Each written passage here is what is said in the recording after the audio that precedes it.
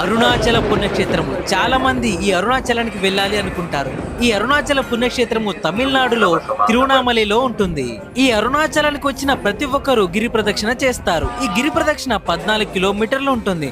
ఈ గిరి ప్రదక్షిణని చెప్పులు లేకుండా పాదాలతో నడవాలి. ఈ గిరి ప్రదక్షిణ చేసేటప్పుడు మధ్యలో మీకు 8 లింగాలు కనిపిస్తాయి. అందులో మీకు ఇంద్రలింగం, అగ్నిలింగం, యమలింగం, నైరుతిలింగం, వరుణలింగం, వాయులింగం, కుబేరలింగం తర్వాత మీకు మోక్ష మార్గం కనిపిస్తుంది.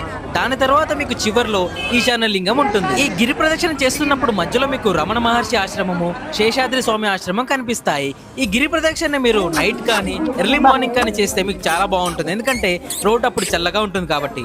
మధ్యలో మీకు కొన్ని జింకలు కూడా కనిపిస్తాయి. ఈ గిరి ప్రదక్షిణ చేసేటప్పుడు మీరు అరుణాచల శివ, ఓం నమ శివ అనుకుంటే మీకు ఎలాంటి కాళ్ళ నొప్పులు అనిపించవు. అలా 14 కిలోమీటర్ల గిరి ప్రదక్షిణ చేసిన తర్వాత నా కాళ్ళైతే ఇలా అయిపోయాయి. ఫుల్ వీడియో నా యూట్యూబ్ ఛానల్లో ఉంటుంది.